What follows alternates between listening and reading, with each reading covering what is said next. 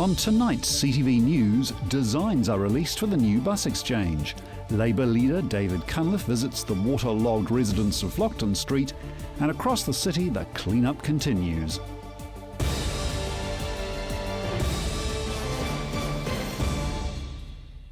This is CTV News, I'm Grant Mangan. The floods came as no surprise for many in the city. Locals have been pleading to the royal family and government all year for help. One local man has sent a plea for help to the royal family in hopes to waken the government up to issues facing local residents. Hugo Christensen wrote to the Queen in January about the situation of Christchurch residents post-quake. He sent a letter seeking answers to the government first, but received no reply to the questions regarding the future of thousands of the city's residents. Mr Christensen believes the government is allowing unregulated repair approaches that aren't mitigating the hazards introduced by the earthquakes. The handling of the recovery has forced people to remain on severely damaged, hazardous land, subject to flooding, liquefaction, subsidence and lateral spreading. He says the floods brought on by this week's storm highlight their pleas to the government. Ignoring land damage and avoiding raising house levels doesn't mitigate the risk. Mr Christensen received a reply from the Queen in late January, who forwarded on their requests to the Governor-General. Since the reply, Mr Christensen has also passed on a request to Prince William and Prince Charles.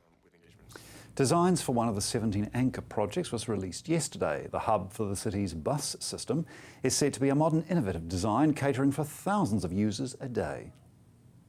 By next year, the $53 million modern bus interchange will be open to the public. Canterbury Earthquake Recovery Minister Jerry Brownlee released the designs to the public yesterday. The Crown-led anchor project will be user-friendly, including self-servicing ticketing, bicycle storage and an open-plan passenger lounge. Currently, the bus interchange has been operating on a temporary site on Lichfield Street since 2011. When the new interchange opens, it will be bounded by Chewham, Colombo, Lichfield Streets and Sol Square.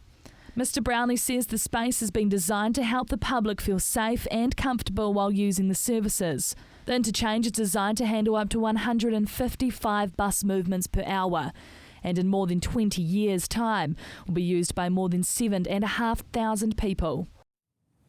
1,500 litres of fuel is seeping into Lyttelton Harbour. Firefighters have been on site pumping the leaked jet fuel off the ground, but haven't been able to stop the large amount creeping into the sea. The fuel is coming from Mobil's jet fuel tank, which was damaged by a landslide in the middle of Wednesday's storm. 19 homes were evacuated following the slip, with 11 still unable to be reoccupied. Environment Canterbury says their main focus is containing the entry of fuel into the harbour. The Marine Oil Response Team has positioned a boom in the harbour and stormwater outlet to capture the fuel. Environment Canterbury says the spill has not impacted on wildlife. Labour leader David Cunliffe spent today travelling around the worst-hit parts of Christchurch. Marcus Gibbs caught up with him as he spoke to residents living in the Lyttelton cluster. 77-year-old Pamela Wilkins is at her wit's end. She's already experienced thousands of earthquakes, moving her belongings into the garage for safekeeping. Now the flooding soaked most of what she saved. I think it's just worn me down and I can't really cope with anything right now. Pamela's home in St Albans is among about 400 affected by the flooding. Who thought we'd be in this state 3.5 years down the track? Her already earthquake-damaged home is still awaiting repairs. She has no idea how she will sort out her garage. Pam has arthritis. How on earth is she going to be able to unpack that? It's going to have to be friends and neighbours and any other community support we can find. But that's just the story of Christchurch, and the message to the rest of New Zealand is Christchurch still needs all our help. David Cunliffe took a first-hand look at the flood mess today during his first visit to Christchurch since the water claimed the land earlier in the week. Meeting with the Lyttelton cluster, he was shown into their homes so he could see the extent of the damage. I'm very concerned to hear multiple times from residents that they feel worn down by the amount of time this is taking and the paucity of the options that they end up getting. Worn down by the earthquakes and floods, residents are pleading for the Labour leader to help them. My cameraman couldn't keep up as they demanded answers. This is costing lives. These are hidden statistics. I'm hearing of suicides. I'm hearing of suicides on far too regular basis from people that have given up. I'm getting letters pleading for help from around the world because they're seeing their family members give up on life. The floodwaters have gone, but its return can't be ruled out. The government and City Council are describing red zoning the flood-prone land a worst-case scenario. Now that's a big call and it's an expensive call, but it has to be factored in as a possibility. Work on speeding up flood mitigation is underway, but that won't be complete for at least 2 years. We don't know what's happening with our land. There's no clarity about what's happening with our houses. There's no information coming through. Lawyer Duncan Webb says the earthquake red zonings don't necessarily mean the Flockton cluster would win an argument to go red as well. People might have some kind of expectation that if the land that they're on is not really livable on, then the government should have made them a red zone offer. But it's a difficult argument to make.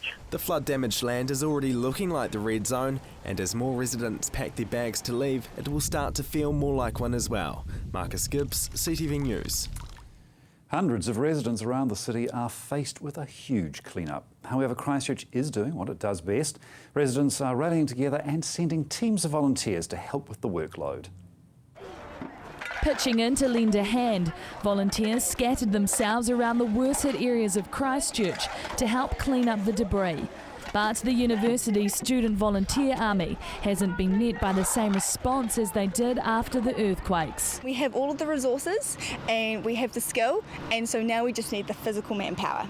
But while the university students have been held up in lecture theatres, those who did take to the streets were met by the help of those a little younger. You guys are doing such a good job. Keep at it, okay? This is awesome. The students at Heathcote Valley School came to the rescue, shoveling mud off the side of the road. It's sort of dried overnight, so it's quite hard to dig. But while dozens were taking to the streets, more supplies had to be called in to ease the demand. Well, we're just unloading the barrows, as you can see, just to fill up those muds and then take it up to that and dump it that side, just to keep the gutters clear.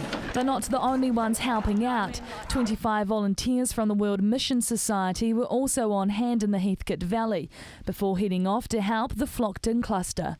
After the earthquake, Christchurch realised that in order to get things done, the best way to do it is just to come together. The student volunteer army are doing a big push to get more students spread out into the communities over the weekend. Emma Cropper, CTV News. The Stronger Christchurch Infrastructure Rebuild team, or SCIRT, has been working in Christchurch since the rebuild began. One story of some high-vis heroes went above and beyond their duty, and it came to our attention. Jason Brunt and Jeff Port were working here in Aranui when they heard the smoke alarms across the street. And we heard 2 smoke alarms going in the house behind us, and we thought we'd go over and just have a look, just check out, just in case there could be someone lying down there unconscious. They banged on the windows and doors to no avail. We went round the back, yelling, and no one was seeing well would answer, but no. Then we found the back door open and smoke was coming out of it. Jeff Port saw a pot on the stove with lots of smoke billowing out of it. He says with the smoke there was, he can't see how the woman in the house could handle it. How she survived, we don't know, because we're only in there for a couple of seconds and we were coughing like anything as well. It was just so condensed, eh? It was, yeah. Yep. The SCIRT workers say it was just good luck they were in that part of the street at that time of the day. While there was smoke and no fire at that point, they believed if the pan had been on the element much longer, a fire would have started. As she came out, obviously didn't realise that there was smoke in the house, and as she came out, she just about collapsed on the floor. And then she followed us out, and yeah. Another story of these workers on contract for SCIRT in Richmond acted as firefighters when they found fire in a house and used hoses on the property to control the blaze until the fire department arrived. Patrick Phelps, CTV News. Christchurch Mayor Leanne Dalzell cut the ribbon at Arts Central today. The new gallery opened on Peterborough Street, much to the delight of former Arts Centre tenants. Some small talk, some nibbles, some more talk, then open for business. Arts Central features displays of paintings, pottery, all manner of works. Organiser Francine Bills is thrilled it's all come together. We also feel very pioneering.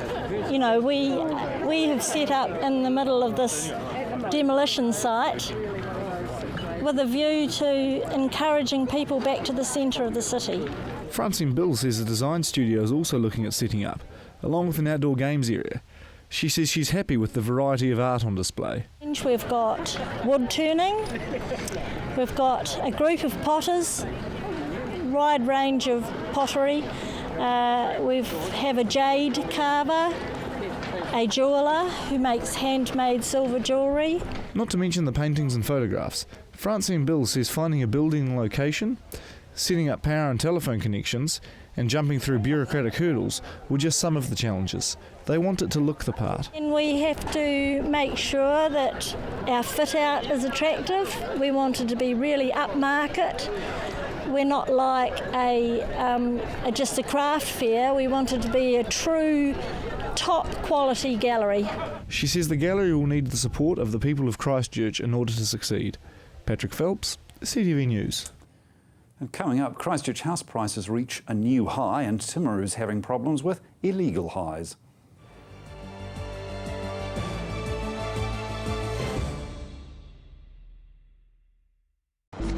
Let's face it, everyone has an agenda. And guess what? So do I. Every week, I'll pick 3 stories that grab my attention. Agenda with me, Brent Goff.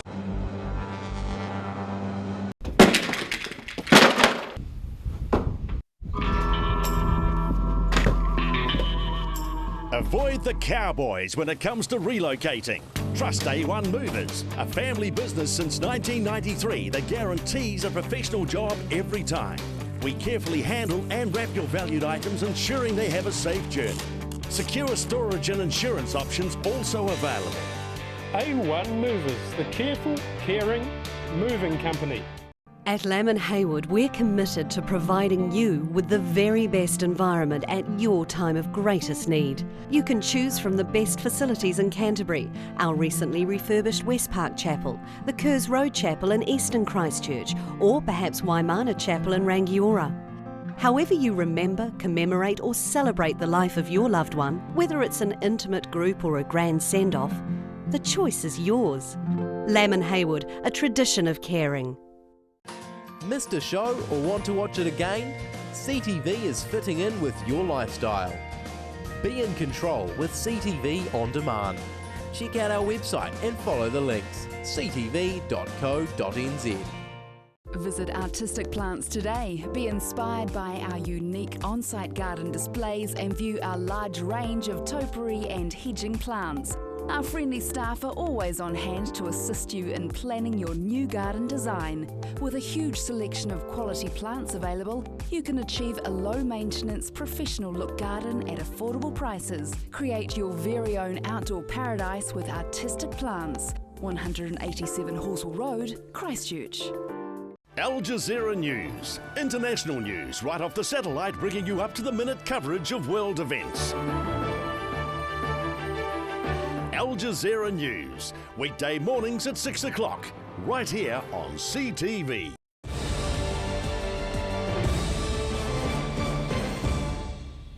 There's a new way of teaching. One local high school has been selected out of 41 schools from around the country to take part in a new initiative. The program allows students interested in sport to transfer their skills to other subject areas. Sport and Education. It's a new program being trialled around the country. So the concept really is instead of doing maths, you go out and play a game of volleyball. But before you play the game, you've got to draw the net out, the court out to the right dimensions, put the net the right height, keep the stats of the score, take all that information back into the classroom and use that in a teaching environment. And Hillmorton High is one of 8 schools chosen to take part in the trial. It's a huge privilege and a really exciting opportunity for our school. Students in a Year 10 class have been selected to participate. They work across 5 subject areas using sport as a basis for each stream. This class is pretty cool. I like sports and I like being active and it gets my brain working. It's just interesting compared to normal classes who just do boring stuff.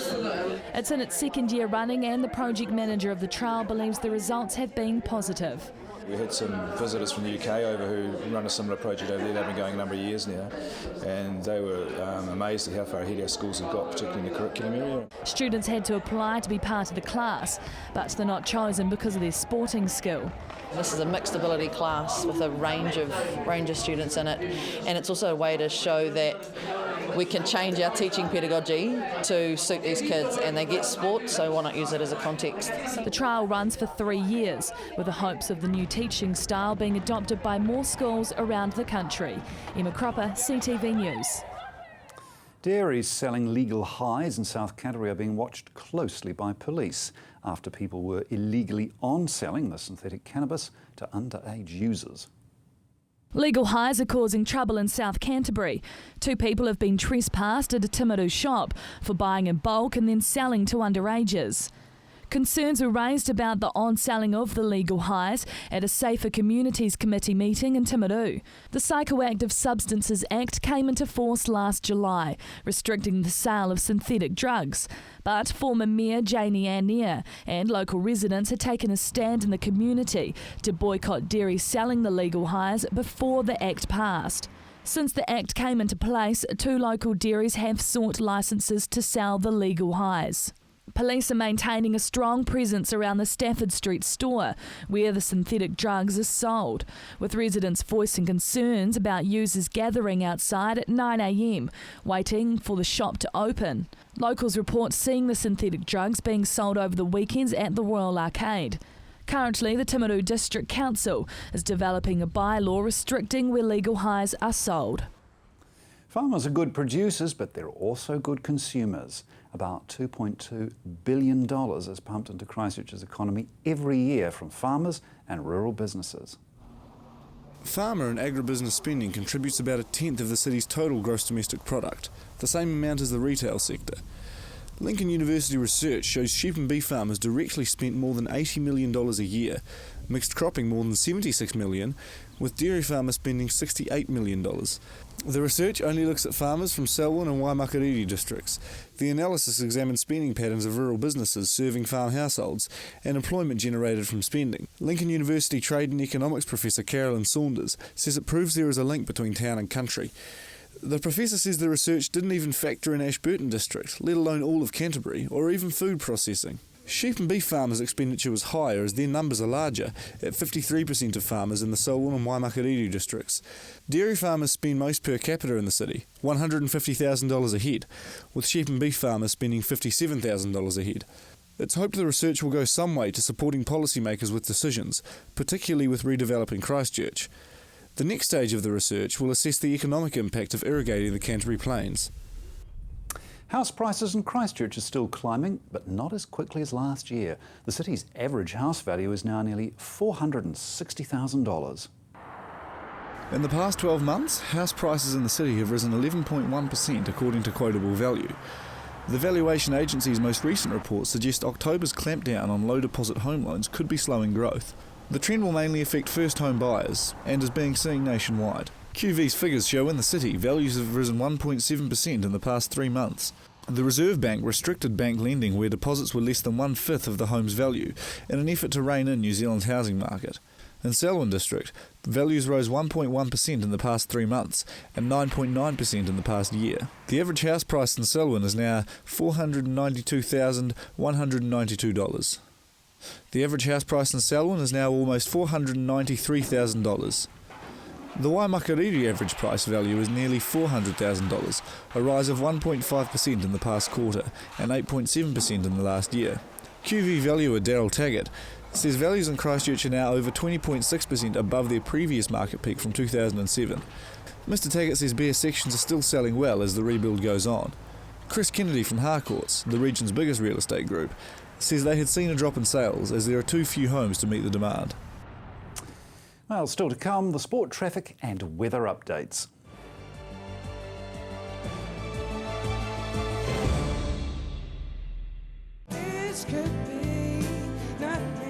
Europe in concert. A new, fantastic international artist performing every week. Saturday evening at 7 p.m, right here on CTV. Take note, Fairymead is an important part of the local community. providing real personalised service. Locally owned and operated, our store has a New Zealand Post Agency service and lotto, all part of meeting the needs in our local area. Because we're local, we tailor our range and special offers just for you, including a great range of books, stationery, cards, magazines and gift ideas. Take note Ferry Me, open 7 days. My son's helped me greatly with my independence now that I've got more mobility. Mum, I've been looking into stand assist chairs from More Mobility. They recline back with a footrest, then when you want to get out of them, they stand you up. You can even sleep on them. More Mobility can bring one out for a free trial. There's even electric beds too. What do you think? For more range and more expert advice, see More Mobility, corner Clarence and Princess Streets off Blenheim Road. What a difference more mobility makes. Are you looking for more from your local channel? CTV are online. Our latest listings, on-demand shows, program information, all on the CTV website. We'll see you there. Smith & Boston, elegant attire for contemporary women. Our garments are exclusive, classic, feminine pieces crafted from luxurious fabrics and available in sizes 6 to 20. For your individual look, visit Smith & Boston. Be immersed in the unique cultural highlights Germany has to offer every Tuesday night with Discover Germany. Tuesday at 7 p.m, right here on CTV.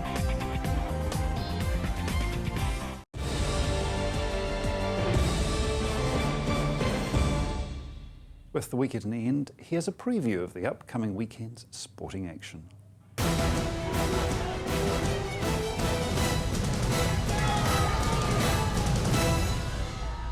7 changes have been made to the Crusaders lineup for their match against the Stormers tomorrow night at AMI Stadium. After coming off the bench last weekend, it wasn't a surprise to see All Blacks fullback Israel Dagg back in the starting 15. However, it did come as a huge surprise when he was named to start on the left wing. Injuries to Zach Guilford and Nafi Tuatavaki have limited the options at wing, although Dagg has been named ahead of Rob Thompson, who started on the wing for the loss against the Blues last weekend. This means Colin Slade will start at fullback for the second straight match. Other changes include Johnny McNichol returning to the right wing, while Willie Hines gets the start at halfback. In the forwards, Matt Todd and Luke Whitelock come in at flankers for the injured Richie McCaw and George Whitelock, while Luke Romano will start at lock and White Crockett the loosehead prop. Nothing but a win will do, with the Crusaders desperate for a win after suffering defeats in the first 2 games. The match gets underway against the Stormers from 7:35 at AMI Stadium. Canterbury's 50-over match against Wellington was called off on Wednesday after Hagley Oval was turned into a lake, courtesy of the once-in-a-century storm. Canterbury cricket officials are now hoping that Lake Hagley will dry out in time for Canterbury's next scheduled match against Central Districts on Sunday. They'll be hoping the forecast drizzle over the weekend doesn't arrive as the Cantabs look to get some valuable points after suffering defeat in their first match before Wednesday's rained-out draw. And finally tonight, the Canterbury Rams have signed 28-year-old American import Glenn Dandridge for their return to the National Basketball League this season, which gets underway in just under a month at Cal Stadium. Dandridge has spent the past 5 years playing professionally in Canada, Argentina, Morocco and Belgium, and will soon be able to add New Zealand to that list. Standing at 1.98 metres tall, Dandridge will cover both the shooting guard and small forward position for the Rams. The Virginia native recently suited up for the Orlando Magic in the NBA Summer League, and with impressive perimeter shooting and the ability to drive to the hoop, Dandridge should prove to be a very exciting asset for Canterbury this season. Fellow American import Matt Rogers will join Dandridge as they look to lead the way for a youthful Rams squad. You're up to date with the latest in local sport. I'm Gordon Finlater for CTV Sport.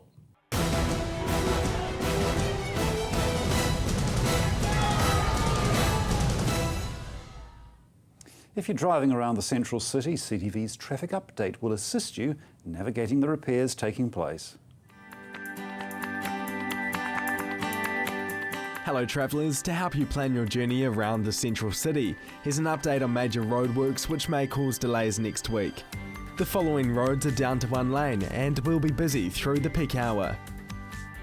The Fitzgerald Avenue Bridge, Barbados Street intersections along Morehouse Ave, St Asaph and Chewham Street. Madras at Morehouse Avenue, the Barbados Street and Chester Street West intersection, also St Asaph Street intersections along Barbados and Madras. If you want to stay out of the jams, use the following streets as you make your way around the city. Hereford Street's still a good access route to get into the CBD. Use Montreal Street for northbound traffic, and Manchester Street when you're heading south. When heading east or west, Morehouse Ave and Beeley Ave are your best options. Keep watching CTV News first at 5 to stay up to date on the roads, and check the Transport for Christchurch website for extra information.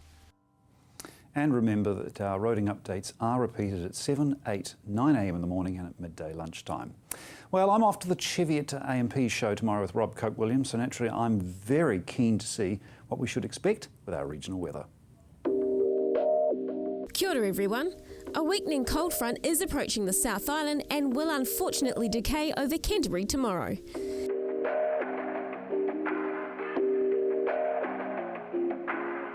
Now for the weather in your area.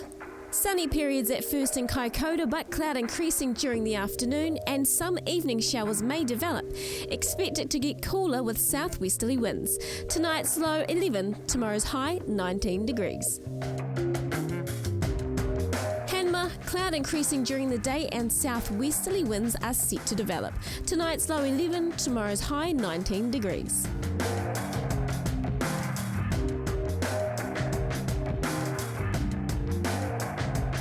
Rangiora Kaipoi, a mostly dry day in North Canterbury, but cloud increasing during the afternoon and some evening showers may develop. Mild at first but cooler later on. Tonight's low 11, tomorrow's high 19 degrees. Sunny periods at first in Christchurch, but cloud increasing during the afternoon and some evening showers may develop. Expect cooler weather with southwesterly winds. Tonight's low 11, tomorrow's high 19 degrees. Ashburton. Cooler southwesterly winds developing for your Saturday with cloud increasing and some late afternoon showers likely. Tonight's low will be 11 degrees, tomorrow's high 17. Sunny periods at first in Timaru, but cloud increasing during the afternoon and some showers possible later with southwesterly winds developing. Tonight's low 11, tomorrow's high 17.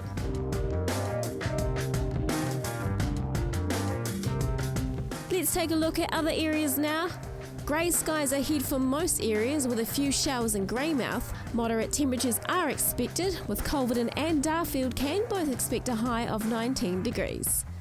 Looking ahead for Canterbury, showers at first on Sunday morning, then clearing later on, but skies remaining cloudy and temperatures cold, with moderate southerly winds decreasing during the day. Cloud clearing on Monday and weather becoming fine and sunny with moderate cool southwesterly winds dying out. Winds may tend northeasterly later in the afternoon. That's the weather for your weekend. Enjoy the rest of your evening. And that's CTV News for Friday and the week. I'm Grant Mangan. Have a great weekend.